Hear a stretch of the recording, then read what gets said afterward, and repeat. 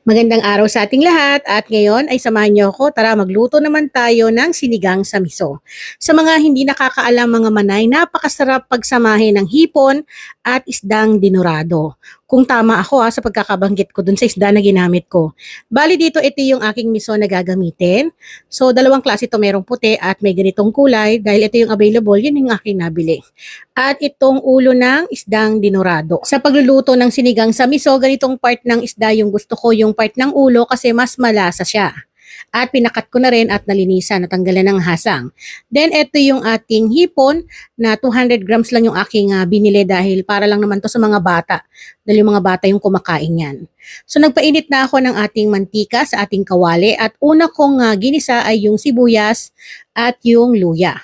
Hindi po ako naglalagay ng bawang mga manay pero nasa inyo kung gusto niyo maglagay.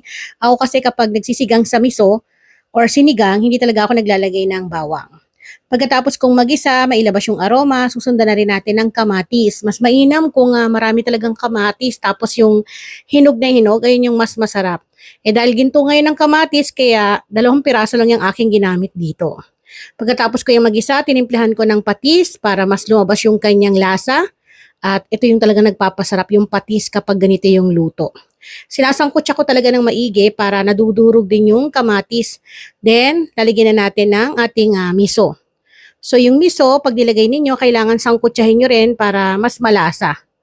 So, yung iba, ayaw netong kumain kasi daw, merong amoy na parang sabi nila, parang may pagkapanis. Pero para sa akin, masarap po ito. Then, saka natin to lalagyan ng tubig. So sa tubig, nasa inyo kung gaano karami. Bali dito, dahil mahilig sa sabaw yung aking mga anak, 2 litro ng tubig yung aking nilagay dito. Hinalo ko lamang po ng bahagya, then tatakpan natin to at hahayaan natin ang kumulo. At kapag kumukulo na, ay pwede na natin ilagay yung ating gulay na labanos dahil ito ay matigas-tigas kaya kailangan palambot natin at susundan na rin natin ng ating sinigang mix. Siyempre, meron pa rin tayong patis pampalasa. So sa sinigang mix, kayo na rin po ang magtansya. Bali ang ginamit ko rito ay yung malaking pack.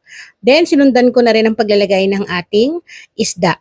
So pwede rin kayong gumamit dito ng tuna or kung anong isda ang gusto niyo, pwede rin ng bangus. Then titimplahan ko pa yan ng konting asin para balance yung lasa. Pero again kayo ang masusunod at kapag kumukulo na at malambot na rin yung ating labanus, dito ay isusunod ko na rin na ilalagay yung ating hipon. So hinuhuli ko talaga to para naman hindi siya ma-overcook at may iwasan na kumunat. Sasabayan ko na rin ang paglalagay ng ating tawag dito, yung mustasa. Yung iba ayaw nitong kumain kasi daw may pait, pero para sa akin masarap to mga manay. Kung ayaw nyo, pwede naman ang kangkong, pwede rin naman po ang pechay. Pag nailagay ko na po ang gulay, lahat, ay hindi na po ito patatagalin pa ng pagluluto para naman maiwasan na malabsa yung ating mga gulay. Then yung huli natin ay itong siling berde. Papakulan ko lang to ng bahagya, then titikman natin. Kapag pasok sa ating panlasa, ay pwedeng-pwede nang ihain sa ating pamilya. Ganun lang kadali ang pagluluto ko ng sinigang sa miso. Kayo mga manay, paano kayo magluto ng ganitong ulam? Kapag hindi nyo pa natatry, subukan nyo na at I'm sure pagpapawisan kayo sa pagkain nito dahil napakasarap at talagang pasok, lalo na kapag maulan ng panahon o malamig. 'Di ba? Isang masarap na ulam na pwedeng-pwede nyong pagsaluhan kasama ang inyong mga anak. Maraming salamat sa inyong panonood. Kaya naman tara, kain po tayo!